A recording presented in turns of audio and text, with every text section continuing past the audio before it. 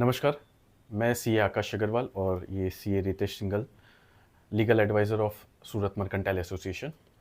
सूरत mercantile association ने कल finance ministry और एमएसएमई मिनिस्ट्री को एक रिप्रेजेंटेशन किया है, जो भी हमारी तकलीफ चल रही है 43B सेक्शन को लेकर। बात यूँ है कि एक जो व्यापारी है, उसके पेट में भी दुख रहा है और सर में भी दुख रहा है। सर का दुखना मतलब फाइनेंस मिनिस्ट्री, जहां पर इनकम टैक्स के प्रोविजंस परेशान कर रहे हैं, और पेट में दुखने का मतलब हो गया कि एमएसएमई लॉ के अंदर जो बातें कही गई उसके थ्रू परेशान हो गए।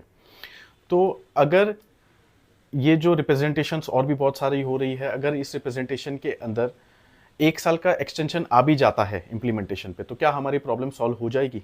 आइए देखते हैं उसके अंदर।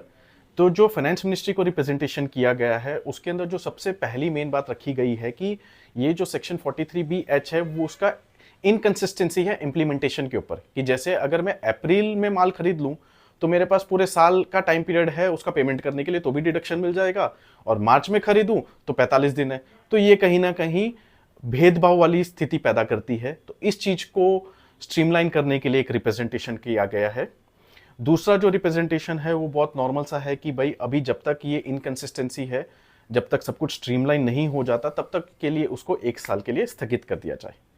अब इसके साथ ही पेट दर्द जो हमारा मेन है कि एमएसएमई मिनिस्ट्री, जहां पर जो मेन तकलीफ आ रही है 45 दिन जहां लिखा है, उनको भी रिप्रेजेंटेशन किया गया है। अब उनको क्या रिप्रेजेंटेशन किया गया है वो रितेश जी बताएं। हमने एमएसएमई मिनिस्ट्री से तीन मुख्य रूप से रिप्रेजेंटेशन रखा है।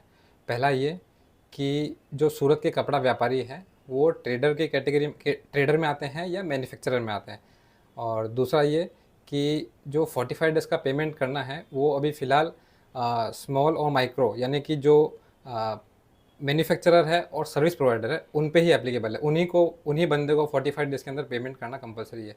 जो ट्रेडर है उनको 45 डेज़ की टाइम लिमिट के अंदर आते नहीं है। तो हमने ये मांग की है कि ट्रेडर्स को भी 45 डेज़ की लिमिट में इंक्लूड कर लीजिए, ताकि जो पूरी जो चेन है, सप्लाई चेन है, जिसमें 45 डेज़ का पेमेंट ट्रेडर को मिलेगा तो वो आगे अपने सप्लायर को भी कर पाएगा, जो मैन्युफैक्चरर या जॉब वर्कर होते हैं। तीसरी मांग हमने ये रखी है कि जो 45 डेज़ की टाइम लिमिट है उसको 60 to 75 डेज़ किया जाए, क्योंकि हमारा जो कपड़ा बनाने का टाइम पीरियड है वही हमारा 30 से 40 दिन है। तो 30 से 40 दिन में हमको अगर कोई मटेरियल मिल रहा है तो हम उसका 45 डेज़ में उसका माल बेच के पेमेंट कैसे क्लियर करें।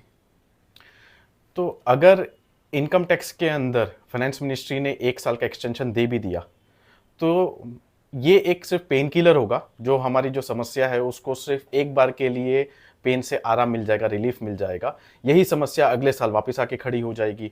तो जब तक इन सारी बातों को कंसिडर नहीं किया जाएगा, तब तक ये प्रॉब्लम हमेशा के लिए सॉल्व नहीं हो पाएगी। धन्यवाद।